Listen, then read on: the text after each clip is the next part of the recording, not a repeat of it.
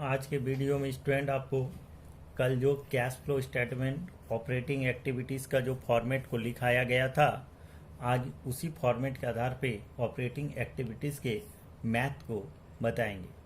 आप अपने accountancy cash flow के बुक से इलास्ट्रेशन नंबर 4 का बी एग्जाम्पल नंबर को निकाल के देखिएगा। 4 का बी, ठीक है। जैसे कि हम बताए थे कल, सबसे पहले ऊपर में हेडिंग लिखना है cash flow from operating activities. ये हेडिंग लिख देना है कल फॉर्मेट के अनुसार, cash flow from operating activities, ठीक है। आप लोग जब मैथ बनाइएगा स्टूडेंट तो एक चीज ध्यान देना है, क्वेश्चन के साथ साथ कल जो फॉर्मेट आप लोग को बताया गया था उस फॉर्मेट को देखकर बनाना शुरू का 1-2 मैथ, तो आगे आपको प्रॉब्लम नहीं होगा, ठीक है। तो कल का फॉर्मेट देखिएगा। सबसे पहले हेडिंग लिखने के लिए बोला गया था cash flow from operating activities, ठीक है, लिख दिए। इसके बाद कॉलम देना है पार्टिकुलर, अमाउंट और अमाउंट, ठीक। अब हम मैथ पे आते हैं। कल के मैथ पे बताया गया था आपको कि क्वेश्चन पे प्रॉफिट या लॉस दो में से एक आइटम दिया रहेगा, जो आइटम रहे उसको आपको सबसे पहले लिखना है, ठीक है स्टूडेंट। हम क्वेश्चन को देखते हैं। आप देखो सबसे ऊपर में लिखा हुआ है प्रॉफिट एंड लॉस। क्या लिखा हुआ है स्टूडेंट? Profit and loss. इधर 2015 है और इधर 2016 है। इधर 15 और इधर क्या है? 16। 15 में था 60,000 और 16 में कितना हो गया? 55,000। 15 में 60,000 और 16 में 55,000। तो यानी 5,000 रुपये डिक्रीज हो रहे हैं, यानी 5,000 का स्टूडेंट आपको क्या हुआ? लॉस हो गया, ठीक है। इसका वैल्यू कम रहे तो लॉस हो गया, अगर इसका वैल्यू बढ़ जाता तो प्रॉफिट होता। तो लॉस हो रहा है तो आपको लिखना है net loss for the current year. आपको कितना लिखना है यहाँ पे? 5,000। कितना लिखना है स्टूडेंट? 5,000। और ये लॉस है ना, इसलिए इस अमाउंट को क्या कर देना है? ब्रैकेट। हम बताए थे लॉस हो तो अमाउंट को ब्रैकेट कीजिएगा, प्रॉफिट हो तो नहीं करना है। अब अगला हेडिंग देते हैं 8 नॉन ऑपरेटिंग एक्सपेंसेस। क्या हेडिंग देंगे? Non operating expenses. और इस हेडिंग को स्टूडेंट क्या करना है आपको? अंडरलाइन। क्या कर देना है? अंडरलाइन। अब देखो स्टूडेंट, नॉन ऑपरेटिंग एक्सपेंसेस में हम आपको 7-8 आइटम्स का कल नाम लिखाए थे, जैसे गुडविल है ना, loss on fix assets, general reserve, ये सारा बहुत स्टूडेंट था। तो अब हम ये चेक करते हैं क्या क्वेश्चन में जितना नॉन ऑपरेटिंग एक्सपेंसेस में आपको आइटम लिखाया गया था, क्या उसमें से क्वेश्चन में कुछ भी है क्या? देखिए, प्रॉफिट लॉस का यूज हम लोग कर चुके हैं। ट्रेड रिसीवेबल, ये तो आपका नॉन ऑपरेटिंग एक्सपेंसेस आइटम नहीं है। आउटस्टैंडिंग, ये भी नहीं है। Goodwill, goodwill return of non operating expenses में स्टूडेंट लिखाया गया था आपको।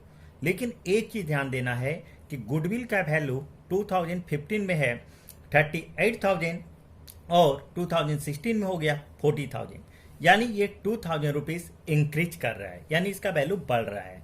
तो आपको नॉन ऑपरेटिंग एक्सपेंसेस में जो स्टूडेंट लिखाया गया था वो लिखाया गया था गुडविल रिटर्न ऑफ। क्या लिखाया गया था? Goodwill return of. Goodwill return of का मतलब ये हुआ कि गुडविल का वैल्यू कम हो रहा है, ठीक है। लेकिन यहाँ पे गुडविल का वैल्यू क्या हो रहा है स्टूडेंट? बढ़ रहा है, इसीलिए इसको नॉन ऑपरेटिंग एक्सपेंसेस में लिखा नहीं जाएगा। अगर यहाँ पे गुडविल का वैल्यू कम होता तो वह फिर नॉन ऑपरेटिंग एक्सपेंसेस में हो जाता। प्रीपेड, ये भी आपका नॉन ऑपरेटिंग एक्सपेंसेस में नहीं था। ट्रेड पेबल, ये भी नहीं था। यानी मैथ पे स्टूडेंट एक भी नॉन ऑपरेटिंग एक्सपेंसेस का आइटम नहीं है। तो आपको क्या करना है? यहाँ पे डैश और डैश देना है और फिर अंडरलाइन बन करके इस 5,000 को फिर आपको नीचे लिख देना है, ठीक है। और इसको क्या करना है? ब्रैकेट, ठीक है। अगला हेडिंग देना है लेस नॉन ऑपरेटिंग इनकम। आप अपने फॉर्मेट को देखिएगा। नेक्स्ट हेडिंग क्या है? Less non operating income. Non operating income student आपको 2 आइटम लिखाया गया था, प्रॉफिट ऑन फिक्स एसेट्स और इंटरेस्ट रिसीव। लेकिन आप क्वेश्चन को देखोगे तो वह दोनों आइटम में कोई भी आइटम दिया हुआ नहीं है, यानी क्वेश्चन में नॉन ऑपरेटिंग इनकम का आइटम दिया हुआ नहीं है। तो आपको क्या करना है? यहाँ भी डैश और यहाँ भी डैश देना है और नीचे फिर कितना कर देना है आपको? 5,000। कितना कर देना है? 5,000। ऊपर का जो अमाउंट है वो नीचे आपको लिखते चले जाना है, ठीक है। आप अपने फॉर्मेट को देखोगे स्टूडेंट तो अगला हेडिंग है 8। क्या है? 8। और वो हेडिंग में क्या लिखा हुआ है? Increase in current liabilities. क्या लिखा हुआ है student? Increase in current liabilities को हम यहाँ पे शॉर्ट में लिखे हैं CL। आप लोग को पूरा लिखना है करेंट लाइबिलिटीज, ठीक है। हम शॉर्ट में लिखे हैं, लेकिन आप लोग को शॉर्ट यूज नहीं करना है। And decrease in current assets. यहाँ करेंट एसेट्स को भी हम शॉर्ट में लिखे हैं, आप लोग को शॉर्ट नहीं लिखना है, आप लोग को पूरा करेंट एसेट लिखना है। इस हेडिंग को लिखने के बाद आप इसको अंडरलाइन कर दोगे। क्या करना है? अंडरलाइन। ठीक है। इसके बाद क्या करना है स्टूडेंट, आपको 2 से 3 लाइनिंग का स्पेस छोड़ देना है ना। 2 से 3 लाइन का स्पेस क्या करना है? छोड़ देना है। और एक लेस का हेडिंग आपको लिखा हुआ था, आप देखोगे अपने उस फॉर्मेट को, उसके बाद एक लेस का हेडिंग लिखा हुआ है। ठीक है। लेस का हेडिंग में क्या लिखा हुआ था स्टूडेंट? लिखा हुआ था वहां पे डिक्रीज इन करेंट लाइबिलिटीज। क्या लिखा हुआ है? Decrease in current liabilities. यहां भी करेंट लाइबिलिटीज का यूज हम शॉर्ट पे किए, आपको शॉर्ट पे नहीं करना है। And increase in current asset. Current asset का भी हेडिंग हम शॉर्ट पे कर रहे हैं, लेकिन आपको शॉर्ट नहीं लिखना है। ठीक है। अब ये दोनों हेडिंग को लिख लेना है। ठीक है जी। अब हम क्वेश्चन को देखेंगे कि क्वेश्चन पे जो भी करेंट एसेट्स और करेंट लायबिलिटीज है वो किस हेडिंग में जाएगा। ठीक है। जैसे आप क्वेश्चन को देखिए, सबसे पहले दिया हुआ है प्रॉफिट एंड लॉस। क्या दिया हुआ है? Profit and. तो प्रॉफिट लॉस का यूज हम लोग लॉस के लिए कर चुके हैं। ठीक है। नेक्स्ट पॉइंट, नेक्स्ट पॉइंट में दिया है ट्रेड रिसेबल। क्या दिया हुआ है? Trade receivable. ट्रेड रिसेबल को स्टूडेंट हम लोग डेप्टर्स कहते हैं। क्या कहते हैं? डेप्टर्स। देखिए कल आपको बताया गया था डेप्टर्स आपके लिए करेंट एसेट्स होता है। डेप्टर्स क्या होता है? Current assets. अब हम ये देखेंगे कि वो इंक्रीज हो रहा है या डिक्रीज हो रहा है। तो 2015 में था 31,000, 2016 में 25,000, यानी ये 6,000 का क्या हुआ स्टूडेंट? डिक्रीज हो गया। क्या हो गया? डिक्रीज, यानी इसका वैल्यू कम गया। तो ट्रेड रिसेबल मीन्स डेप्टर्स, ये तो एसेट्स है, और ये क्या हो रहा है? डिक्रीज। तो आपको ये देखना है स्टूडेंट फॉर्मेट में डिक्रीज इन एसेट्स कहां पे लिखा हुआ है। तो आप एड वाले कॉलम में देखो, यहां पे लिखा हुआ है डिक्रीज इन करेंट एसेट्स, और यहां लिखा हुआ है इंक्रीज इन करेंट एसेट्स। तो ये तो डिक्रीज हो रहा है, ये क्या हो रहा है? डिक्रीज। इसलिए आपके एड वाले कॉलम पे आना है और यहां लिखना है डिक्रीज इन ट्रेड रिसेबल। कितना हो रहा है स्टूडेंट? 6,000 लिख देना है। ठीक है। आगे बढ़ते हैं। Outstanding rent. आउटस्टैंडिंग स्टूडेंट आपके लिए करेंट लाइबिलिटीज है। क्या स्टूडेंट? आपको कल बताया गया था आउटस्टैंडिंग क्या होता है? Current liabilities. ठीक है। देखिए पहले ये था 2015 में 21,000, फिर हो गया 12,000, यानी 9,000 रुपीज से डिक्रीज हो रहा है। क्या हो रहा है? ये करेंट लाइबिलिटीज है स्टूडेंट, और ये क्या हो रहा है? डिक्रीज। ठीक है। तब फॉर्मेट पे आप देखो कि कौन सा हेडिंग पे ये लाइबिलिटीज है और ये क्या हो रहा है? डिक्रीज। तो लाइबिलिटी डिक्रीज कहां हो रहा है? तो देखो यहां क्या लिखा हुआ है? इंक्रीज इन करेंट लाइबिलिटीज, लेकिन वो तो डिक्रीज हो रहा है। ठीक है। तो यहां देखिए लिखा हुआ है डिक्रीज इन करेंट लाइबिलिटीज, लिखा हुआ है ना। तो आपको यहां पे लिखना है स्टूडेंट, आपको हेडिंग को देखकर लिखना है। यहां आपको लिखना है डिक्रीज इन आउटस्टैंडिंग रेंट। कितना है स्टूडेंट? कितना डिक्रीज हो रहा है? देख लो, 21 से 12,000, यानी 9,000 रुपीज। ठीक है।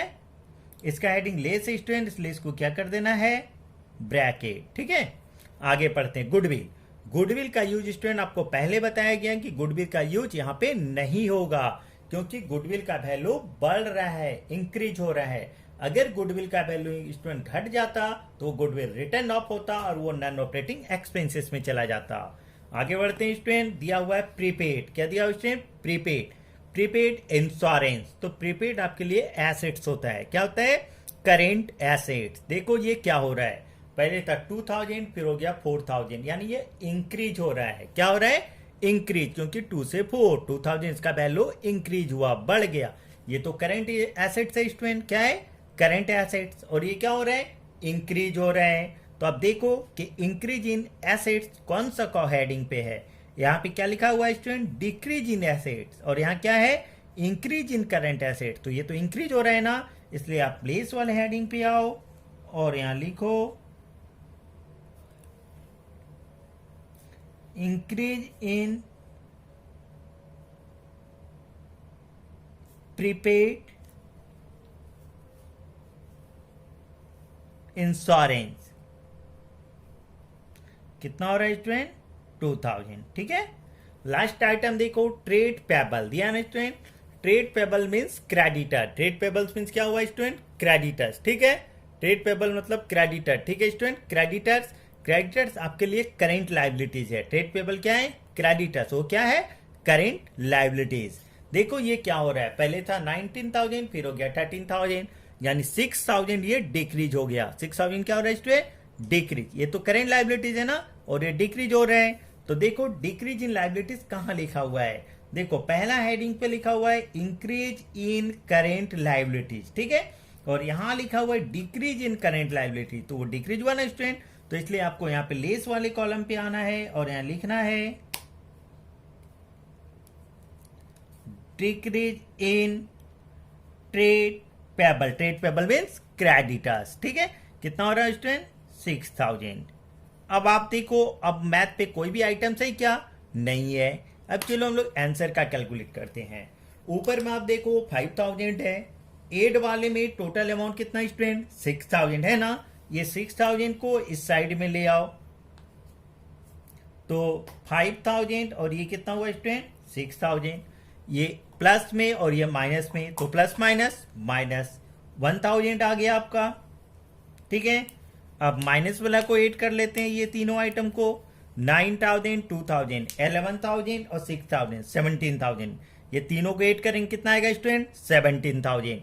अब इस साइड पे आपको स्टूडेंट लिखना है यहाँ पे 17,000। ठीक है, ये तो लेस है ना तो इसको क्या कर देना है आपको ब्रैकेट। ठीक है, अब देखो ऊपर एड में है 1,000 लेस में है 17,000 यानी प्लस माइनस माइनस 17 वन गया कितना होगा स्टूडेंट 16,000।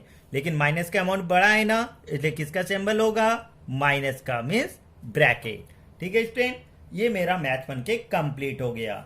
लेकिन अब देखो आंसर मेरा कितना आया है स्टूडेंट 16,000। क्या चीज पे है ये माइनस पे, तो आपको यहां पे एक लाइन आंसर लिखना है। क्या लिखना है student net cash used in operating activities. आपका आंसर क्या लिखना है student net cash used in operating activities. एक चीज ध्यान देना स्टूडेंट, अगर आंसर यहां पे माइनस में आया तो यूज्ड का यूज करना है। अगर ये आंसर प्लस में रहता तो ये सिर्फ हम यूज्ड को हटा देते और यूज्ड को हटाने के बाद उस जगह पे सिर्फ हम फ्रॉम लिखते। ठीक है स्टूडेंट, याद रहेगा आप लोगों को कि आंसर अगर माइनस में आया तो यूज्ड होगा, अगर आंसर प्लस में आएगा तो वहां क्या लिखा जाता फ्रॉम लिखा जाता। ठीक है, ये मेरा एग्जाम्पल नंबर 4 का भी स्टूडेंट बन के मैथ कंप्लीट हो गया और ऑपरेटिंग एक्टिविटीज का आंसर कितना आ गया 16,000। बात समझ में आया होगा स्टूडेंट सबको। ठीक है, देखिए आप लोग को एक बात हम फिर से बता देते हैं कि जैसे हेडिंग में लिखा है इंक्रीज इन करेंट लायबिलिटी, तो करेंट लायबिलिटीज आपको पूरा लिखना है, शॉर्ट पे नहीं लिखना है स्टूडेंट। ठीक है, डिक्रीज इन करेंट एसेट्स, ये करेंट एसेट पूरा लिखना है, नहीं तो आपका मार्क्स कट जाएगा। ठीक है, बात समझ में आया। तो ये पहला एग्जाम्पल है जो कि हम आपको बना के बताए स्टूडेंट। अगर आपको किसी प्रकार का प्रॉब्लम हो ठीक है तो फिर नेक्स्ट एग्जाम्पल पे उसको फिर आगे अच्छे से क्लियर किया जाएगा। ठीक है, तो अगले एग्जाम्पल फिर हम आपको अगले नेक्स्ट वीडियो में बताएंगे स्टूडेंट। अभी इतना ही।